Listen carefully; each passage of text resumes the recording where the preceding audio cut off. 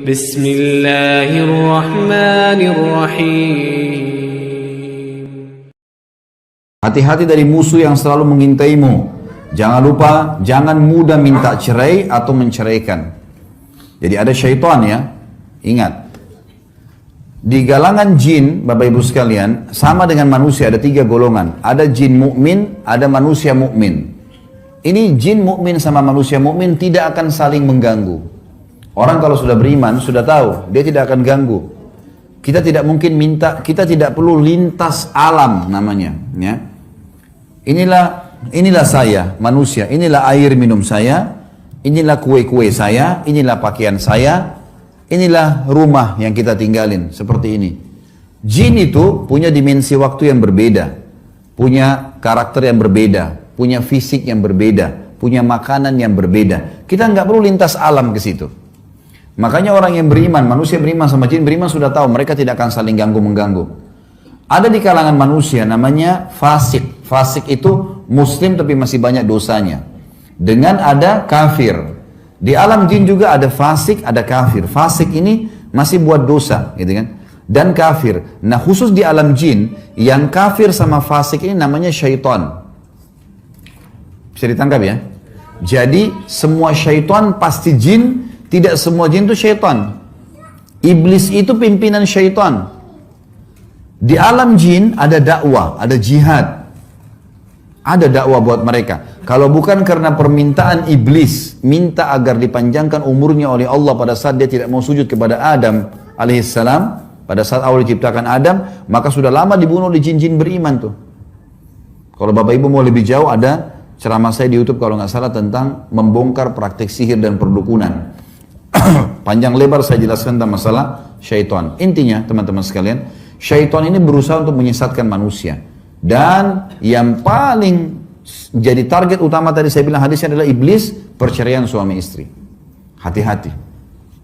Saya bilang jangan mudah minta cerai.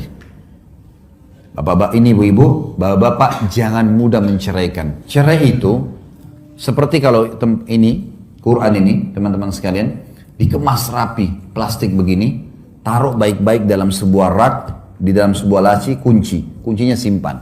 Ini jangan disentuh. Ini sesuatu yang sangat mulia.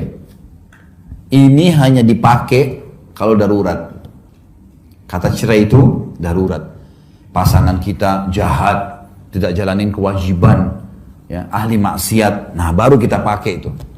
Jangan cuma tidak dibelikan baju, ibu-ibu suaminya telat atau bantu ibunya, kemudian kurang uang bulanan langsung minta cerai. Bagaimana caranya dia mau hapus status ibunya itu, gitu kan? Ini kan semua harus diperhatikan. Sama bapak-bapak juga begitu. Sedikit-sedikit ancam istrinya, kalau gitu saya ceraikan kamu, kalau gitu saya ceraikan kamu. Ini nggak boleh kata-kata cerai ini. Saya subhanallah kaget waktu masuk di salah satu pengadilan ya. Saya pernah lewat di pengadilan di Surabaya, saya pernah lewat di pengadilan di Jakarta. Ada angka di situ, antri nomor 396, nomor 405. Saya tanya orang-orang pengadilan, apa ini Pak? Ini orang antri mau cerai Pak. Antri mau cerai. Sampai saya bilang subhanallah, ini berarti inilah apa namanya markasnya syaitan di sini nih.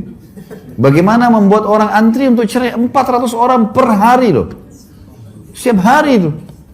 Dan ada ibu-ibu keluar bangga bawa surat cerai. Udah cerai dari suaminya.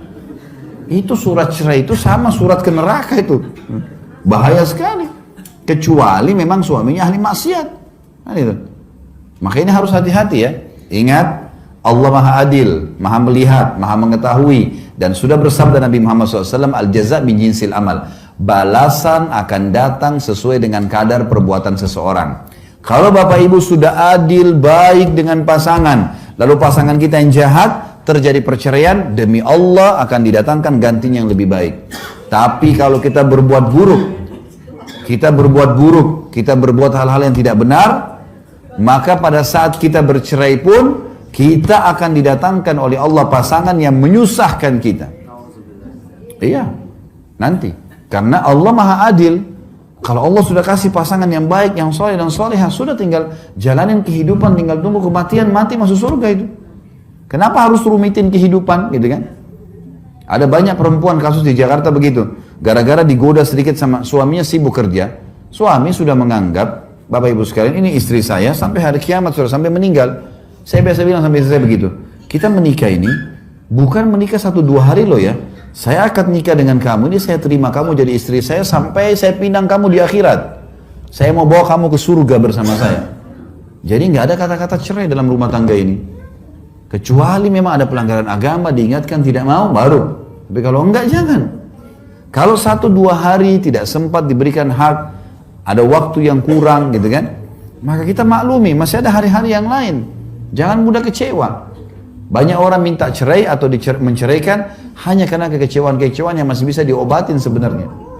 Hati-hati, syaitan selalu membuat orang itu bercerai.